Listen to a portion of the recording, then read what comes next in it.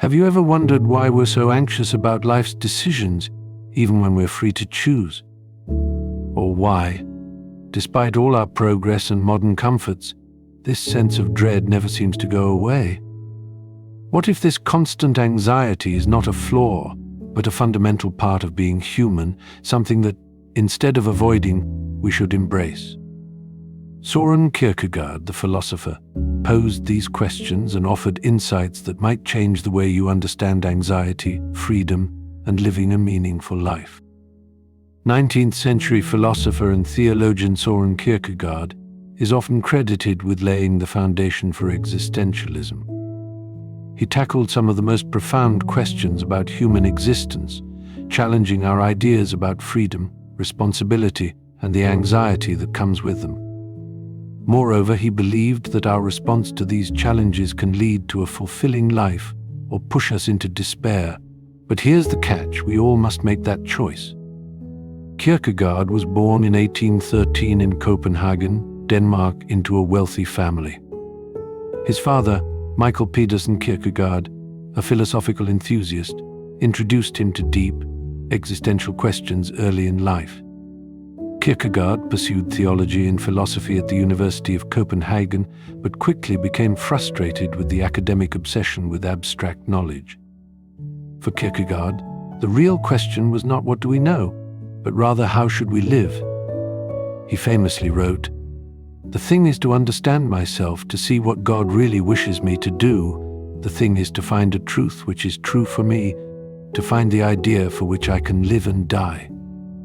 This emphasis on personal truth and action set Kierkegaard apart and would shape his entire body of work. One of Kierkegaard's most potent contributions is his concept of angst, which he explored in his work, The Concept of Anxiety. But what exactly is angst? Unlike regular anxiety, which responds to specific threats, angst is a more profound feeling. It's that unsettling sense we get when we face the vast freedom to shape our lives without a clear guide. It's the emotional reaction to the realization that we can do anything, but that freedom can be paralyzing. Why is it so terrifying to be free? As Kierkegaard pointed out, freedom comes with the responsibility to make decisions without certainty of outcome.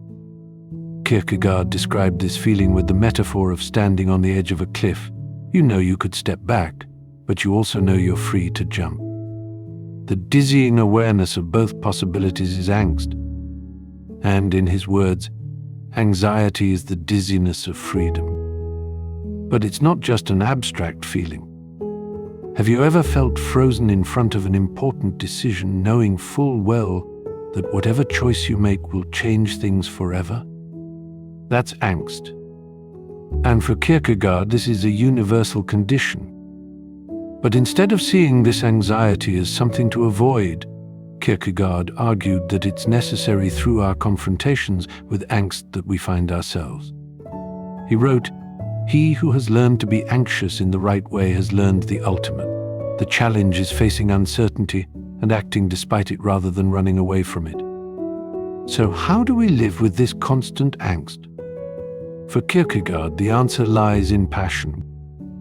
No, not the fleeting passion we associate with momentary excitement, but the deep, enduring commitment to something that gives life meaning.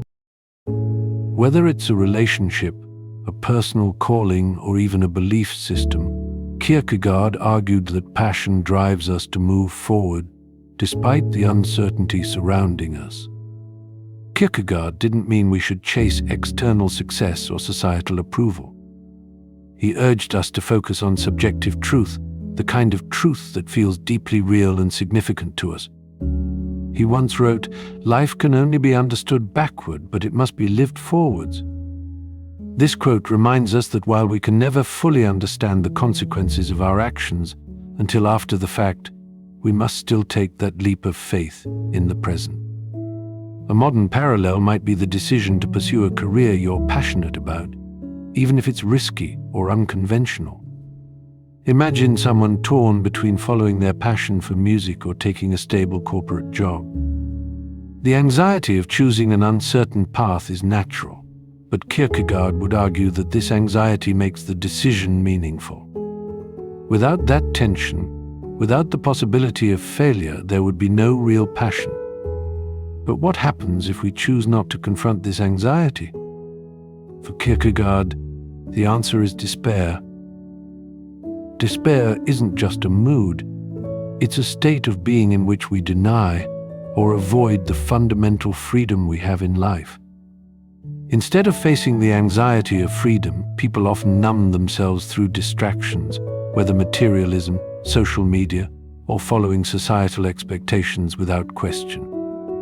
Consider the example of someone who stays in an unfulfilling job because it's comfortable rather than facing the anxiety of change. Kierkegaard would say this person is living in despair.